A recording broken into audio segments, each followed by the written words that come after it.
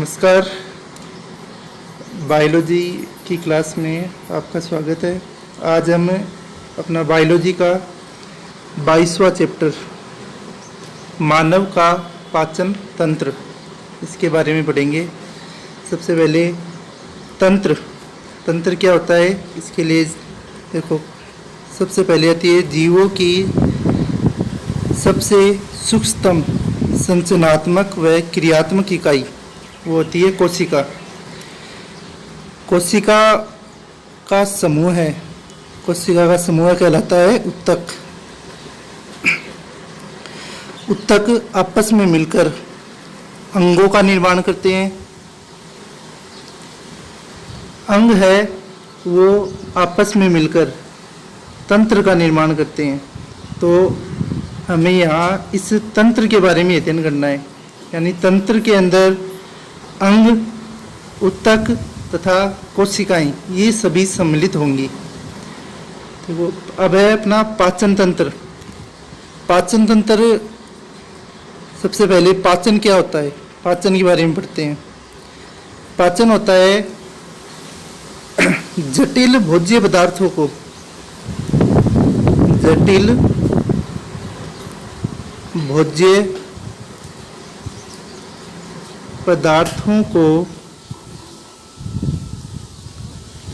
पदार्थों को सरल एवं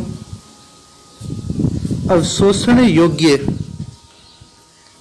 सरल एवं अवशोषण योग्य पदार्थों में बदलना, पदार्थों में बदलना पाचन कहलाता है। पाचन कहलाता है, यानी पाचन एक ऐसी क्रिया है जिसमें जटिल भोज्य पदार्थों को उसके सरल एवं अवशोषण योग्य भोज्य पदार्थों में बदला जाता है। इस क्रिया को पाचन कहते हैं। पाचन तंत्र क्या हुआ? पाचन तंत्र एक मानव शरीर का ऐसा तंत्र हो गया जिस तंत्र में भोज्य पदार्थों को उसके सरल और अवशोषण योग्य पदार्थों में बदला जाएगा। तो ऐसा तंत्र पाचन तंत्र कहलाएगा। ठीक है, यानी पाचन तंत्र। पाचन तंत्र किसे कहेंगे? मानव शरीर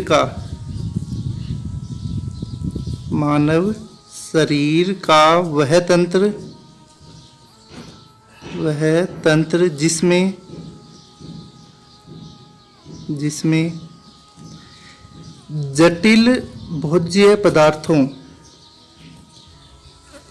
जटिल भोज्य पदार्थों को उसके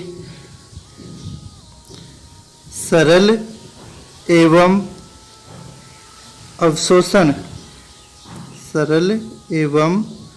अवशोषण योग्य पदार्थों में बदला जाता है। सरल एवं अवशोषण योग्य पदार्थों में बदला जाता है,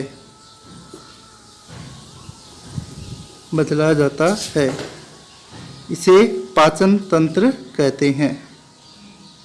इसे पाचन तंत्र कहते हैं। ठीक है, तो पाचन हो गया जटिल भोज्य पदार्थों को उसके सरल एवं अवशोषण योग्य पदार्थों में बदलना। पाचन तंत्र हो गया शरीर का वह तंत्र जिसमें जटिल भोज्य पदार्थों को उसके सरल एवं अवशोषण योग्य पदार्थों में बदला जाता है। ठीक है, मानव के पाचन तंत्र के दो भाग होते हैं। यानी पाचन तंत्र है, इसके दो भाग होते हैं। इसका पहला भाग है वो कहलाता है आहार नाल। पहला भाग कहलाता है आहार नाल। दूसरा भाग कहलाता है सहायक ग्रंथियां। आहार नाल और सहायक ग्रंथियां। ठीक है, पहला भाग है आहार नाल।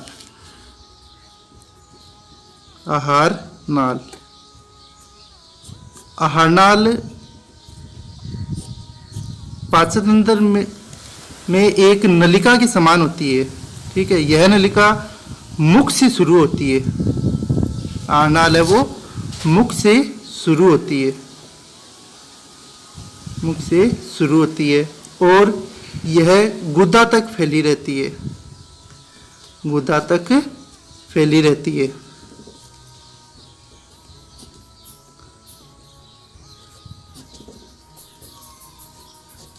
ठीक है, आहनाल क्या है? जो एक नलिका है, पेशीय नलिका है जो मुख से शुरू होती है और गुदा तक फैली रहती है। ठीक है, यह एक पेशीय, यह एक पेशीय कुंडलित, पेशीय कुंडलित नलिका होती है,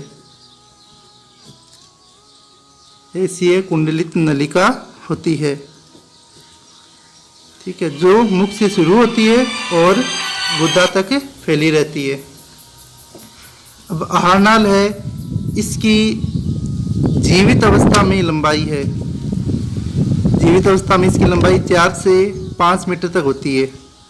ठीक है, ये होती है जीवित अवस्था में, जीवित अवस्था में। लेकिन मृत्यु के पश्चात इसकी लंबाई है वो 7 मीटर तक हो जाती है, क्योंकि मृत्यु के बाद आहनाल है उसमें स्थिलन आ जाता है। स्थिलन आने के कारण इसकी लंबाई है वो बढ़ जाती है। ठीक है, तो आहनाल, आहनाल एक नलिका है और यह नलिका मुख से शुरू होकर गुदा तक फैली रहती है। जीवित अवस्था में इसकी लंबाई 4 से 5 मीटर होती है तथा मृत्यु के बाद इसकी लंबाई 7 मीटर तक हो जाती है। ठीक है, आहनाल है, इसके अलग अलग भाग होते हैं। आहनाल है, आहनाल के भाग, आहनाल के अलग अलग भाग होते हैं। इसका सबसे पहला भाग होता है, उसको बोलते हैं मुख। आहनाल का सबसे पहला भाग मुख। दूसरा भाग मुख गुहा, पहला भाग हो गया मुख, दूसरा भाग मुख गुहा। तीसरा भाग है वो कहलाता है ग्रसनी। चौथा भाग ग्रसिका। पांचवा भाग आमाशय। छठा भाग छोटी आंत।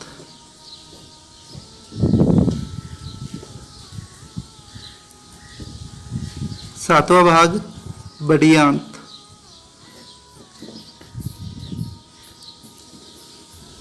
आठवां भाग कहलाता है मलाशय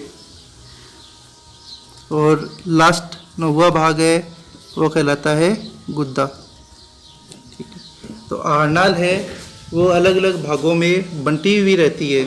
इसका सबसे पहला भाग है वो होता है मुख। दूसरा भाग है वो कहलाता है मुख गुहा। तीसरा भाग ग्रसनी। चौथा भाग ग्रसिका। पांचवा भाग आमाशय। छठा भाग छोटी आंत। सातवां भाग बड़ी आंत। आठवां भाग मलाशय और 9वां भाग गुद्दा। तो इन सभी 9 भागों से मिलकर आहारनाल का निर्माण होता है। देखो, मनुष्य के पाचन तंत्र है, उसके पाचन तंत्र किस प्रकार ये सभी भाग उसके पाचन तंत्र में उपस्थित होते हैं वो देखिए।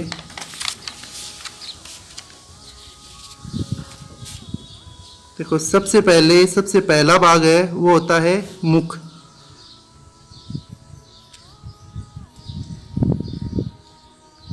सबसे पहला भाग है मुख। ठीक है, मुख है, इससे अगला भाग दूसरा भाग है। पहला भाग हो गया मुख। दूसरा भाग मुख गुहिका। मुख गुहिका, मुख अंदर की ओर जहाँ पर खुलता है उसे मुख गुहिका कहते हैं। ठीक है, यहाँ से आहारनाल का प्रारंभ शुरू हो जाता है एक पेशीय नलिका के रूप में। मुख गुहिका है, ये आगे जाके ग्रसिका में खुलती है। तो ये हो गई सॉरी मुख गुहिका है वो आगे ग्रसनी में खुलती है। ये भाग हो गया ग्रसनी। ग्रसनी है ये ग्रसिका में खुलती है, तो ये लंबा वाला भाग है, ये हो गया ग्रसिका। इसके बाद इसका अगला भाग वो कहलाता है आमाशय। आमाशय आहारनाल का सबसे चौड़ा भाग होता है। आमाशय आहारनाल का सबसे चौड़ा भाग होता है और ये जे आकार का होता है। सबसे चौड़ा भाग और जे आकार का, यह है आमाशय। सबसे चौड़ा भाग और जे आकार का। इसके बाद इसका अगला भाग, आमाशय से अगला भाग होता है छोटी आंत। आमाशय से अगला भाग होता है छोटी आंत, फिर बड़ी आंत, मलाशय और गुद्दा। तो छोटी आंत और बड़ी आंत ये कुंडलित भाग होते हैं इसके। ये किस प्रकार व्यवस्थित रहते हैं? आहारनाल ये आमाशय आ गया, ठीक है। आमाशय के बाद में इस प्रकार से कुंडलित भाग है वो आएंगे।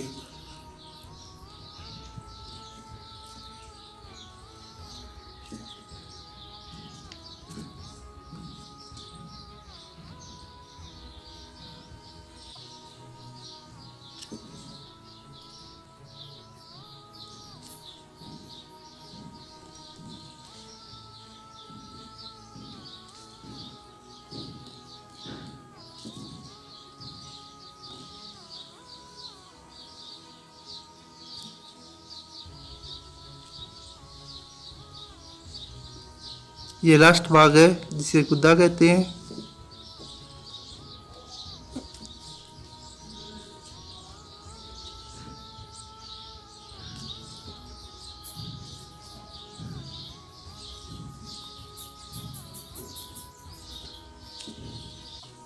ये आमाशय। आमाशय से आगे छोटी आंत। छोटी आंत का पहला भाग होता है ग्रहणी, वो शुरू हो जाता है। तो ये आमाशय के बाद में छोटी आंत का पहला भाग है ग्रहणी, जो सी आकार का होता है। इसके बाद ग्रहणी है वो यहाँ से इधर प्रवेश करती है, ठीक है, और यहाँ पर ये अत्यधिक कुंडलित हो जाती है।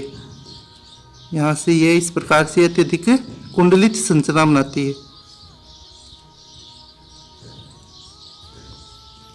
ये छोटी आंत है जो अत्यधिक कुंडलित संरचना बना रही है। इसके बाद ये यहाँ से बड़ी आंत से जुड़ जाती है। यहाँ से जुड़ जाएगी बड़ी आंत से, फिर ये बड़ी आंत और ये लास्ट का इसका भाग गुद्दा। तो ये पूरी आहारनाल की संरचना हो गई। अब पाचन तंत्र है। पाचन तंत्र में हमने पढ़ा कि इसके दो भाग होते हैं। एक हो गया आहारनाल, दूसरा होता है सहायक ग्रंथियाँ। अब आहारनाल में हमने देखा कि इसके अलग अलग भाग हैं। पहला भाग मुख, दूसरा मुख गुहा, तीसरा ग्रसनी, चौथा ग्रसिका, पांचवा आमाशय, छठा छोटी आंत, सातवां बड़ी आंत, आठवां मलाशय और नौवां गुद्दा। अब अपना ये बच गया पाचन तंत्र का दूसरा भाग जिसका नाम है सहायक ग्रंथियाँ। सहायक ग्रंथियाँ हैं वो मनुष्य के अंदर 3 प्रकार की होती है, यानी 3 है वो सहायक ग्रंथियाँ हैं वो पाई जाती है। सबसे पहली सहायक ग्रंथि है, चलो ये आहारनाल के भाग लिख रहे हैं। ये मुख हो गया पहला,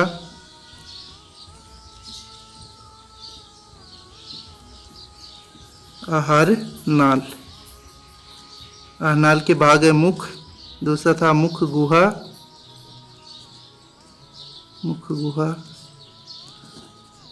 तीसरा ग्रसनी, ग्रसिका, पांचवा आमाशय, छठा छोटी आंत, सातवां बड़ी आंत, आठवां मलाशय और नौवां गुद्दा। ठीक है, तो ये आहारनाल के 9 भाग हो गए। अब पाचन तंत्र का जो दूसरा भाग है वो है सहायक ग्रंथियां। सहायक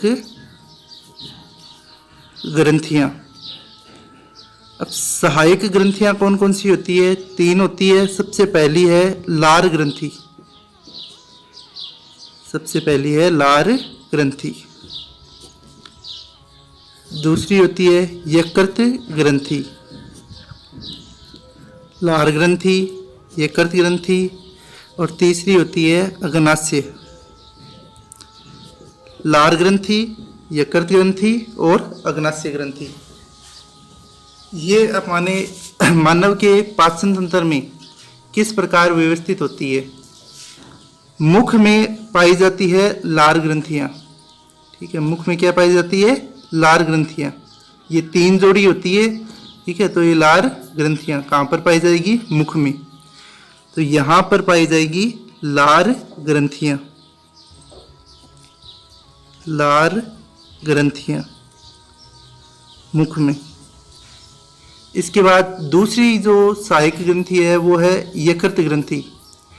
यकृत ग्रंथि है वो आमाशय के ऊपर की ओर होती है। ये आमाशय है,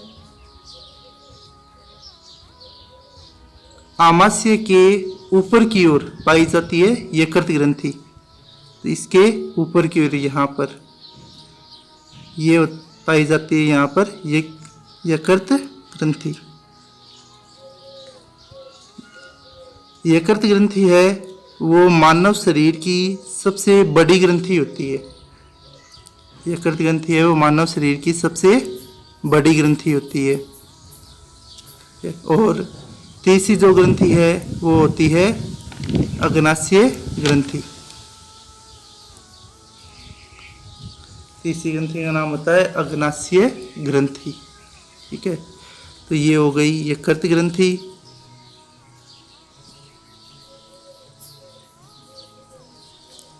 ये हो गई अग्नाशय ग्रंथि। ये मुख ऊपर वाला भाग हो गया। मुख खुलेगा मुख गुहा में। मुख गुहा में पाई जाएगी लार ग्रंथियां। मुख गुहा के अगला भाग ग्रसनी। ग्रसनी से आगे का भाग ग्रसिका।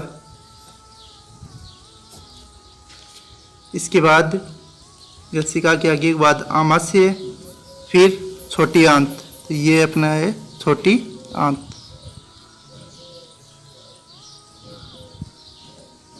छोटी आंत ये भाग है, ये कहलाता है बड़ी आंत।